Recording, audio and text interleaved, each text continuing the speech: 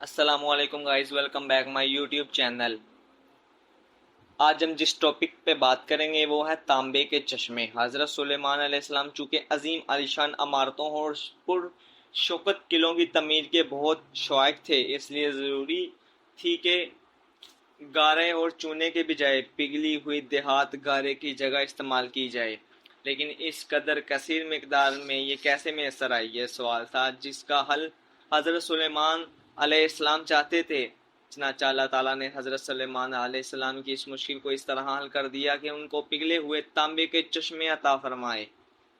بعض مفسرین کہتے ہیں کہ اللہ تعالیٰ حسب ضرورت حضرت سلیمان علیہ السلام کے لیے تانبے کو پگھلا دیتے تھے، اور یہ حضرت سلیمان علیہ السلام کے لیے خاص نشان اور ان کا معجزہ تھا۔ آپ سے پہلے کوئی شخص دیہات کو پگھالنا نہیں جانتا تھا، اور نجار کہتے ہیں کہ اللہ تعالیٰ نے حضرت سلیمان علیہ السلام پر یہ انعام فرمایا کہ زمین کے جن حصوں پر آتش مادہ کی وجہ سے تانبا پانی کی طرح پگھل کر بہہ رہا تھا، ان چشموں کو حضرت سلیمان علیہ السلام پر اشار فرمایا۔ آپ سے پہلے کوئی شخص بھی زمین کی اندر دیہات کے چشموں سے آگاہ نہ تھا۔ چنانچہ ابن کثیر و آیت قطاد نقل ہیں کہ پگھلے ہوئے تانبے کے چشمے یمن میں تھے، جن کو اللہ تعالیٰ نے حضرت سلیمان علیہ السلام پر ظاہر فرما دیا۔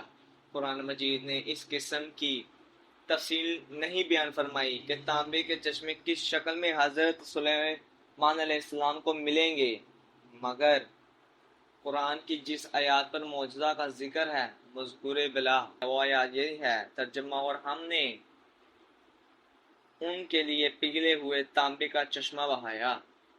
درس ہدایت ہے ہوا پر حکومت اور پگھلے ہوئے تانبے کے چشموں کامل جانا ہے حضرت سلیمان علیہ السلام کا کامل جانا یہ حضرت سلیمان علیہ السلام کا معجزہ ہے تو قرآن مجید سے ثابت ہے۔ اس پر ایمان لانا ضروریات دین میں سے ہے۔ بعض ملحدین جن کو معجزوں سے انکار کی بیماری ہو گئی ہے، وہ ان معجزوں کے بارے میں عجیب عجیب باتیں بکتے، اور مسلمانوں پر لازم ہے کہ ان ملحدوں کی باتوں پر کوئی توجہ نہ کرے اور معجزات پر یقین رکھتے ہوئے ایمان لائیں۔